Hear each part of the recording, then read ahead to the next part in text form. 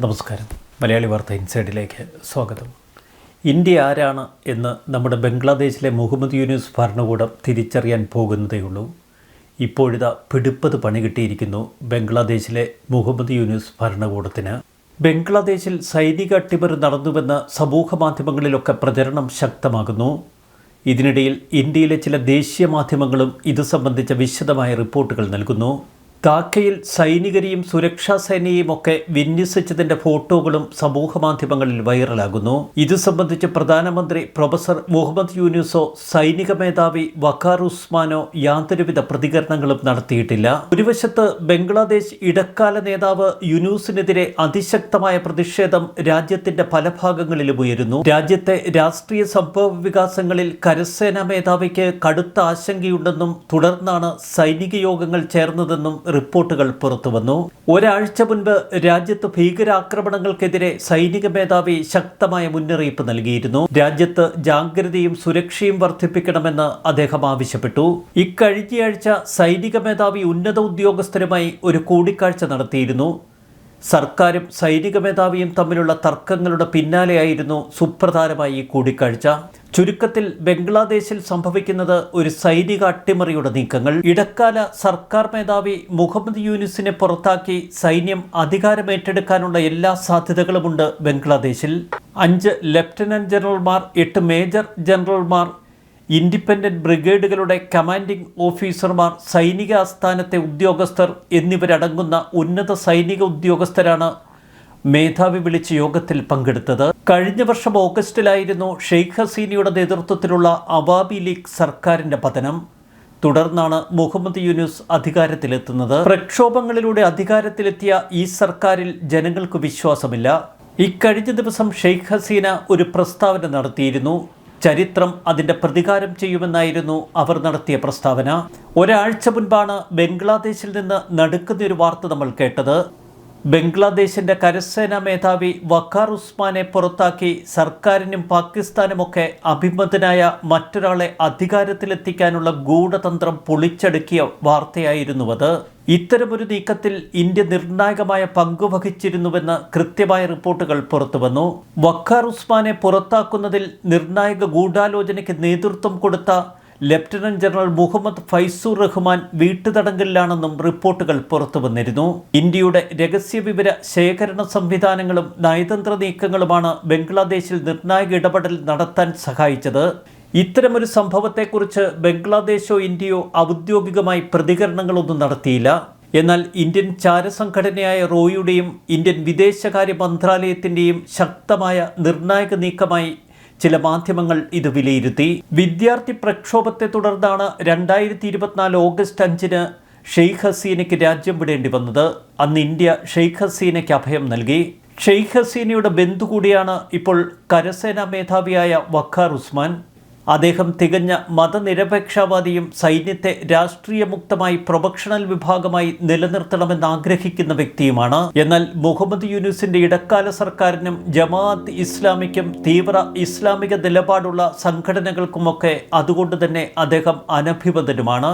അധികാരം നഷ്ടപ്പെട്ട ഹസീനയെ ഒരു ഹെലികോപ്റ്ററിൽ കയറ്റി ഇന്ത്യയിലേക്ക് രക്ഷപ്പെടാൻ സൈനിക മേധാവിയാണ് അനുവദിച്ചത്.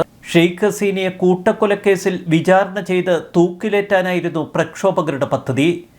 എന്നാൽ കരസേനാ മേധാവിയുടെ ഇടപെടൽ ഇത് പൊളിച്ചു. തുടർന്ന് ഹസീനയെ വിട്ടുകിട്ടാൻ ബംഗ്ലാദേശ് പലവട്ടം ഇന്ത്യയോട് ആവശ്യപ്പെട്ടു. വിട്ടുകൊടുക്കാൻ ഇന്ത്യ തയ്യാറായില്ല. ഇടക്കാല സർക്കാർ അധികാരമേറ്റെടുത്തതിന് തൊട്ടുപിന്നാലെ പാകിസ്ഥാൻ ബംഗ്ലാദേശിൽ ശക്തമായി പിടിമുറുക്കി. പാകിസ്ഥാന്റെ ISI പലവട്ടം ബംഗ്ലാദേശിന്റെ ധാക്കയിലേക്ക് പറഞ്ഞു. റോഹിംഗ്യൻ അഭയാർത്ഥികൾക്ക് പണം നൽകി ഇന്ത്യയിലേക്ക് കടത്തിവിട്ട് തീവ്രവാദം വളർത്താൻ പോലും പിന്നീട് ISI ശ്രമിച്ചു. യൂനുസ് ഭരണകൂടം അധികാരത്തിലെത്തിയതിന് തൊട്ടുപിന്നാലെ ബംഗ്ലാദേശ് സൈന്യത്തിനുള്ളിൽ ഒരു വിഭാഗം വഖാറിനെതിരെ സംഘടിക്കാനുള്ള നീക്കങ്ങൾ തുടങ്ങി. സൈന്യത്തിലെ ക്വാർട്ടർ മാസ്റ്റർ ജനറലായ ലഫ്റ്റനന്റ് ജനറൽ മുഹമ്മദ് ഫൈസൂർ റഹ്മാനായിരുന്നു ഈ നീക്കങ്ങൾക്ക് പിന്നിൽ. ഇത് മനസ്സിലാക്കി സൈന്യത്തലവൻ ഫൈസൂറിനെ ഇന്റലിജൻസ് മേധാവി എന്ന തലത്തിൽ നിന്ന് നേരത്തെ മാറ്റിയിരുന്നു. ഇസ്ലാമിസ്റ്റുകളോടും പാകിസ്ഥാനോടും ജമാഅത്ത് ഇസ്ലാമിയോടും അടുത്ത ബന്ധമുള്ള വ്യക്തിയാണ് റഹ്മാൻ.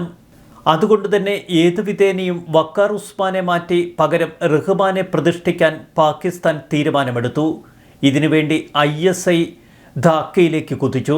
പാകിസ്ഥാനും ബംഗ്ലാദേശും തമ്മിലുള്ള സൈനിക സഹകരണത്തിനുള്ള പ്രധാന തടസ്സം വഖാറിന്റെ നിലപാടുകൾ തന്നെയാണ്. ബീഗം ഖാലിദസിയെ നയിക്കുന്ന ബംഗ്ലാദേശ് നാഷണൽ പാർട്ടിയും മറ്റ് ചില പ്രതിപക്ഷ കക്ഷികളുമൊക്കെ വഖാറിനെ എതിർക്കുന്നവരും. തുടർന്നാണ് വഖാറിനെ സ്ഥാനഭ്രഷ്ടനാക്കാനുള്ള നീക്കങ്ങൾ ISIയുടെ നേതൃത്വത്തിൽ ആരംഭിച്ചത്. ജനുവരി 21 പാക് ചാരസംഘടനയായ ISIയുടെ മേധാവി അസിം മാലിക് ബംഗ്ലാദേശിലെത്തി. അതിന് മുൻകൈയെടുത്തതാവട്ടെ ഫൈസൂർ റഹ്മാനും. അതിന് തൊട്ടു മുൻപ് ലഫ്റ്റനന്റ് ജനറൽ SM കമ്രുൽ ഹസന്റെ നേതൃത്വത്തിലുള്ള ഒരു സൈനിക പ്രതിനിധി സംഘം പാകിസ്ഥാൻ സന്ദർശിച്ചിരുന്നു.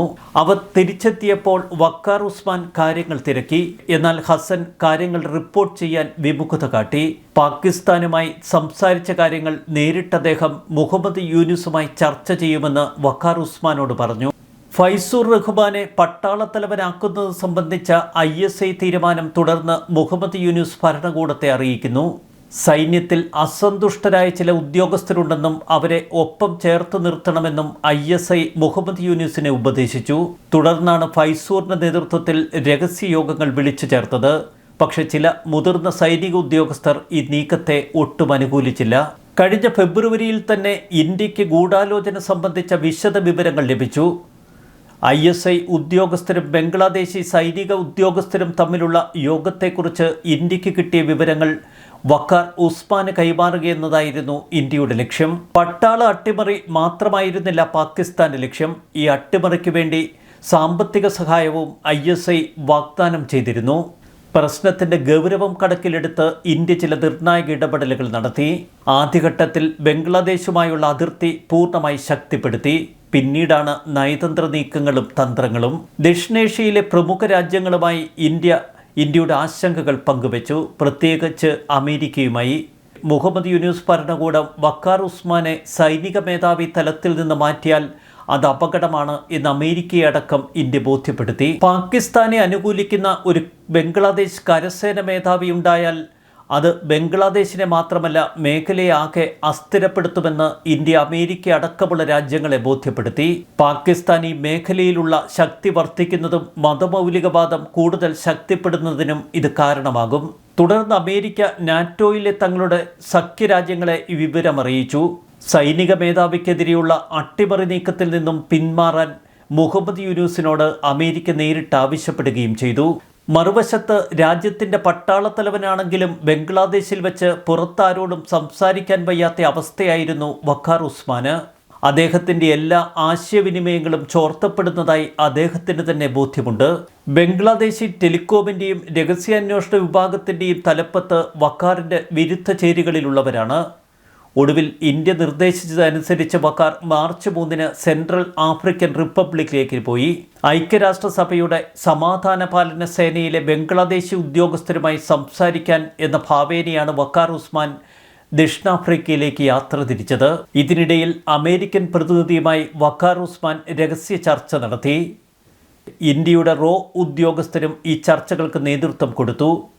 എന്നാൽ ഗൂഢാലോചനക്കാർ വഖാർ ഉസ്മാന്റെ വിദേശയാത്രയുടെ യഥാർത്ഥ ലക്ഷ്യം പിടിച്ചെടുത്തു. മാർച്ച് 6 അദ്ദേഹം ധാക്കയിൽ തിരിച്ചെത്തുമ്പോൾ അറസ്റ്റ് ചെയ്യുകയായിരുന്നു വിമതരുടെ ലക്ഷ്യം. ഇക്കാര്യം മണത്തറിഞ്ഞ ഇന്ത്യ വഖാർ ഉസ്മാന് ചില നിർദ്ദേശങ്ങൾ നൽകി. ഇന്ത്യൻ മുന്നറിയിപ്പിനെ തുടർന്ന് വഖാർ ഉസ്മാൻ വിമാനമിറങ്ങിയത് ധാക്ക വിമാനത്താവളത്തിലായിരുന്നില്ല. അതിനടുത്ത് തേജ്ഗാവ് വ്യോമസേന താവളത്തിലാണ് അദ്ദേഹം വിമാനമിറങ്ങിയത്. അവിടെ സൈനിക മേധാവിയെ സ്വീകരിച്ചത് അദ്ദേഹത്തോട് കൂറുള്ള സൈനിക വിഭാഗം. ശക്തമായ ഒരു സൈനിക വിഭാഗത്തിന്റെ പിന്തുണയോടെ അദ്ദേഹം ധാക്ക കന്റോൺമെന്റിലെ തന്റെ ഓഫീസിലേക്ക് തിരിച്ചു. തുടർന്ന് അദ്ദേഹം മുതിർന്ന എല്ലാ സൈനിക ഓഫീസർമാരെയും വിളിപ്പിച്ചു വരുത്തി.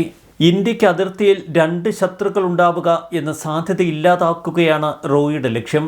അതുകൊണ്ട് തന്നെ ബംഗ്ലാദേശിനെ പൂർണ്ണമായി സുരക്ഷിതമാക്കണമെന്ന് ഇന്ത്യ ആഗ്രഹിക്കുന്നു. ബംഗ്ലാദേശ് എന്ന രാജ്യത്തിൻ്റെ പിറവിക്ക് തന്നെ കാരണം ഇന്ത്യയാണ്. ഇന്ത്യ ഭരിച്ചിരുന്ന ഇന്ദിരാഗാന്ധിയുടെ നിശ്ചയദാർഢ്യം. ബംഗ്ലാദേശ് പിറവിയെടുത്തത് ഇന്ത്യ പാകിസ്ഥാനുമായി നടത്തിയ യുദ്ധവിജയത്തിലൂടെ. പിന്നീട് ബംഗ്ലാദേശ് ഭരിച്ചിരുന്നവർ ഇന്ത്യയോട് വിശ്വസ്തമായ കൂറ് പുലർത്തിയിരുന്നു. ഇന്ത്യൻ പ്രധാനമന്ത്രി നരേന്ദ്രമോദിയുടെ വിജയ് ദിവസ് സന്ദേശത്തിൽ പിന്നീട് ബംഗ്ലാദേശ് ഇടക്കാല സർക്കാർ അതൃപ്തി പ്രകടിപ്പിക്കുന്ന ഒരു സംഭവമുണ്ടായി. വിജയ ദിവസിൽ 1971 ഇന്ത്യ ആത്മാർത്ഥമായി സേവിക്കുകയും നിർണായക വിജയം ഉറപ്പാക്കുകയും ചെയ്ത എല്ലാ ധീരവീരന്മാർക്കും ഹൃദയംഗമമായ ആദരാഞ്ജലികൾ അർപ്പിക്കുന്നുവെന്നാണ് പ്രധാനമന്ത്രി പറയുന്നത്. അവരുടെ ധീരവും അർപ്പണബോധവും രാജ്യത്തിന് അഭിമാനമാണ്. അവരുടെ ത്യാഗവും അചഞ്ചലവുമായ ചൈതന്യവും ജനഹൃദയങ്ങളിലും രാജ്യത്തിൻ്റെ ചരിത്രത്തിലും എക്കാലത്തും നിലനിൽക്കും. അവരുടെ ധീരതയെ ഇന്ത്യ അഭിവാദ്യം ചെയ്യുന്നു. അവരുടെ അജയ്യമായ ആത്മാവിനെ ഓർക്കുന്നു. ഇതായിരുന്നു പ്രധാനമന്ത്രി നരേന്ദ്രമോദിയുടെ വാക്കുകൾ. പാകിസ്ഥാനെയോ ബംഗ്ലാദേശിനെയോ ഒന്നും ആ സന്ദേശത്തിൽ പ്രധാനമന്ത്രി പരാമർശിച്ചിട്ടുമില്ല. എങ്കിലും ബംഗ്ലാദേശ് നേതാക്കൾ ഈ സന്ദേശത്തെ ശക്തമായി അപലപിച്ചു. ഞാൻ ശക്തമായി പ്രതിഷേധിക്കുന്നു. 1971 ഡിസംബർ 16 ബംഗ്ലാദേശിൻ്റെ വിജയദിനമായിരുന്നു. ഈ വിജയത്തിൽ ഇന്ത്യ ഒരു സഖ്യകക്ഷി മാത്രമായിരുന്നു. അതിൽ കൂടുതലൊന്നുമില്ല. മുഹമ്മദ് യൂനിസിൻ്റെ നിയമ ഉപദേഷ്ടാവ് ആസിഫ് നസ്രുൽ ഫേസ്ബുക്കിൽ കുറിച്ചു. പിന്നീട് മുഹമ്മദ് യൂനിസ് സർക്കാരിലെ മിക്ക മന്ത്രിമാരും ഇന്ത്യൻ പ്രധാനമന്ത്രിക്കെതിരെ വിമർശനങ്ങൾ ചൊരിഞ്ഞു.